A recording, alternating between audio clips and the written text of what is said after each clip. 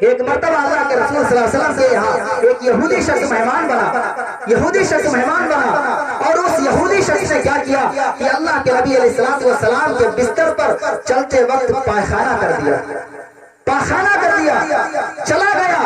اللہ کے نبی علیہ السلام نے غلاظت دیکھی تو اللہ کے نبی علیہ السلام نبوت والے ہاتھوں سے وہ بستر دھل رہے ہیں۔ وہ شخص جو ناپاکی کر کے گیا تھا، غلاظت کر کے گیا تھا، تھوڑی دور نکلا تو اسے یاد آیا کہ میں تو اپنی تلوار وہیں چھوڑ کر کے آیا۔ عرب کے اندر یہ دستور تھا کہ جو بغیر تلوار کے چلتا تھا اسے بزدل سمجھا جاتا تھا۔ اب یہ سوچ میں پڑ گیا کہ اگر آگے جاتا ہوں تو بزدل کہا جاتا ہوں اور اگر واپس جاتا ہوں تو میں تو پائخانہ کر کے آیا ہوں۔ محمد رسول اللہ ہم سے بدلہ لیں گے، محمد رسول اللہ ہم سے انتقام لیں گے۔ اب ہم کیسے جائیں؟ لیکن ہمت کی، واپس ہوا اور واپس گیا۔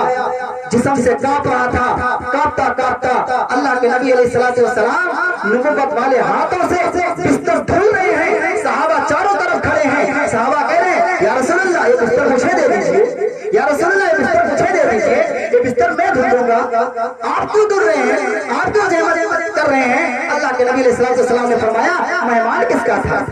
مہمان تو میرا تھا، تو میرا حق بنتا ہے میں دھلوں۔ اتنے میں اللہ کے نبی علیہ السلام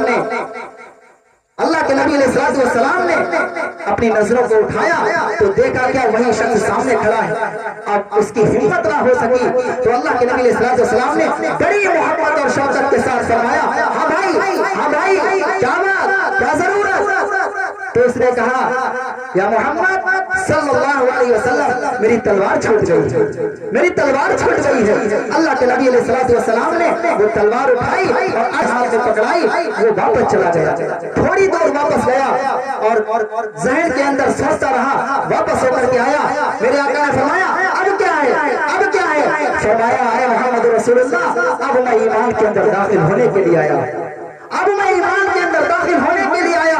یہ اخلاق تھے میرے محمد رسول اللہ صلی اللہ علیہ وسلم کے کہ لوگ رسول اللہ کے اخلاق دیکھ کر اسلام کے اندر داخل ہوتے تھے۔ آج میرے بھائی ہمارے معاشرے کے اندر اخلاق کی کمی ہے،